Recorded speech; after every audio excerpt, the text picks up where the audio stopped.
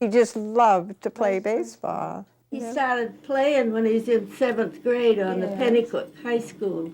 So we have a picture there of the team, and they put him in the outfield, and Howard Jones was pitching, and I guess Bob ran, and he didn't catch the ball and fell down, and he went in, and he said, Howard said, well, I'm not going to pitch anymore if he's in the outfield. His name was Robert A. Rolfe, better known as Red Rolfe, born October 17, 1908 in Pennycook. He played ball for Pennycook High School and went on to become one of the best third basemen in the history of the New York Yankees. We'd cheer and clap, and Well, it's the story that We were always wanting them to win, I know that. they did win most of the time. Yes, they did then. But there were some very close games. You know, they'd be 1-0 and 3. But somebody always came through with a home run, it seemed. Rolfe was one of the stars on one of the winningest teams in baseball history. During his 8 years with the Yankees, they played in 6 World Series and won 5 of them. He always was a Yankee, and of course every spring, you know, they were talking trades, you know, and he was so afraid, I think he'd be traded. He was a Yankee all the way. He never wanted to be traded. And what a Yankee he was. Drafted out of Dartmouth by the Yankees in 1931, Rolfe spent 3 years in the minors before moving up to the majors. In 1935, his first year with the Yankees, he played third base. Lou Gehrig played first, and in the outfield, Babe Ruth was playing his last season. There's Lou Gehrig, there's Bob, and Joe DiMaggio. So standing between those two.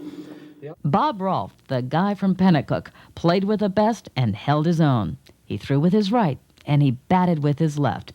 He set a record for the most singles hit in a World Series, and he still holds the record for scoring at least 1 run in 18 consecutive games. He'd get about 12 home runs a year, and at that time, they gave Wheaties, out boxes of Wheaties, and so every time he had a home run, why, we would receive a big box of Wheaties. And so we would... Years. I don't like Wheaties. I can't. you hated it. We had to eat them because You got them for free. Yeah, I know, For but free. you eat Wheaties every day for a year. You won't like Wheaties. No You matter should be what it glad is. you had the opportunity. You wouldn't like pizza if you ate it every day. He would never advertise beer because he felt it wasn't good for the young people. But he did do cigarettes sometimes, so I...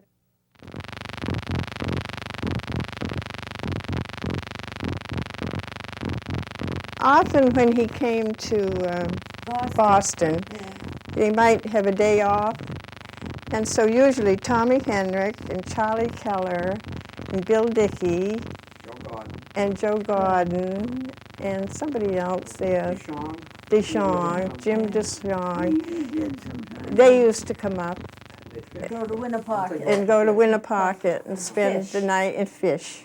I don't know if they caught anything, but they had a good at least time. they did up. And Izzy, if she was here, we'd go out and feed them. Rolfe never lost his Yankee practicality. While still on the team, he opened a Texaco station in downtown Pennycook. In the off-season, when he wasn't playing ball, you could find him pumping gas. I think he wanted something to do, thought maybe that would, of course, you never know in baseball how long you're going to last.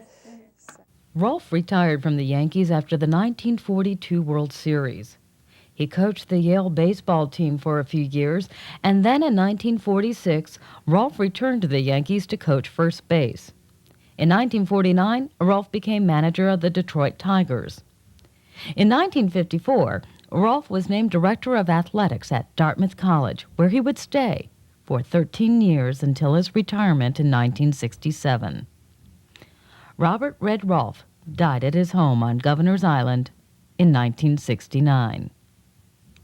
In 1971, his contributions to the world of sports were recognized with the dedication at Dartmouth College of Red Rolfe Field. He gave me his last glove that he used It was right here, right, and I was in high school, and he said, you should have this glove, you know, and, I forgot that. oh yeah, and I said, you know, okay, I'll use it, and I used it through high school. For I high used it for school. 10 years in the Sunset League in Concord, Yeah. and I've still got it, but it's worn out. Was it good luck? Yeah. I don't know, it was good luck or not, it was a good glove.